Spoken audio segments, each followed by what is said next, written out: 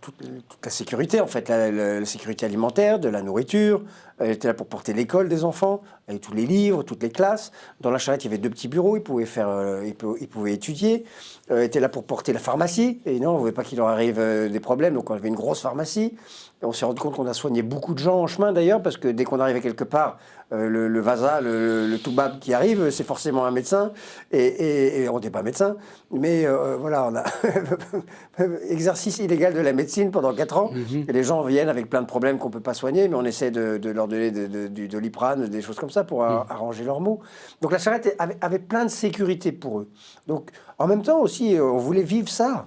C'était important d'avoir le regard d'enfant, le regard de nos enfants, et d'adopter un regard d'enfant pur. Pourquoi c'est négligé? Parce que ça fait partie du corpus des maladies tropicales négligées, qui sont des maladies qui affectent des patients qui vivent qui sont des patients pauvres, qui ne contribuent pas, qui ne pourront pas contribuer à une valorisation par l'industrie pharmaceutique d'un marché qui ne constitue pas un marché. D'ailleurs, c'est quelque chose qu'on a montré, c'est pour ça que DNDi a été fondé. Et donc, ce n'est pas attractif de développer des médicaments pour ces patients. Et c'est pour ça qu'il faut des organisations comme la nôtre. Docteur Matumbo Kalonji, comment la maladie se transmet-elle? Parce que vous avez parlé effectivement d'un parasite. Comment se transmet-elle? Oui, alors, la maladie est causée, comme Nathalie a dit, par un parasite qu'on appelle le trypanosoma ici en Afrique, ici chez moi en RDC, le trypanosoma boutché-gambiense. Mais elle est transmise par la mouche tsetse, qui est le vecteur. Donc, quand la mouche pique une personne malade et qu'elle se nourrit, après, elle va aller piquer une personne saine, elle lui transmet cette maladie. Cette mouche tsetse, c'est une mouche hématophage qui se nourrit du sang et qui joue le rôle de vecteur. Donc, c'est elle qui transmet la maladie du sommeil. Nous sommes en Allemagne et une équipe africaine va se faire remarquer malgré elle.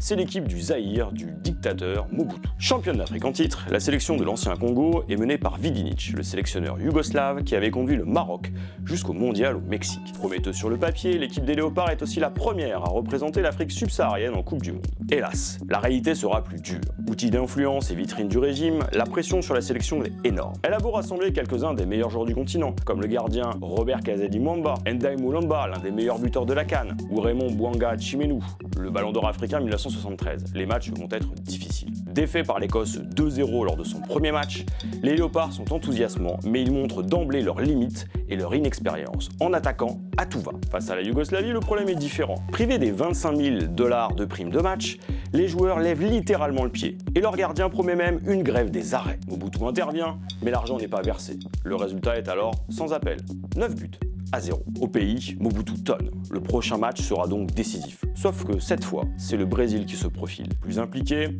les coéquipiers de Eric Imavuba, le père de l'international français, ne font pourtant pas de miracle.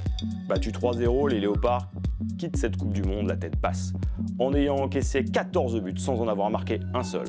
Un record pour une équipe africaine. Alors retour au pays, personne ne les attend et menacé par le régime, aucun joueur n'aura la chance de poursuivre une carrière professionnelle en Europe. La honte nationale qui fait suite au Mondial 74 conduit Mobutu à se détourner du football pour privilégier la boxe. L'échec des Léopards est ainsi l'un des déclencheurs de la venue de George Foreman et Mohamed Ali au Zaïre pour un combat qui va rester dans l'histoire de la boxe poids lourd. Rumble in the Jungle. Oui, je pense que c'est la musique indiquée parce que nos prédécesseurs, ceux qui nous ont marqués dans ce mouvement-là, les Bob Marley et autres, c'était cette musique-là qu'ils utilisaient pour faire passer le message de l'Afrique.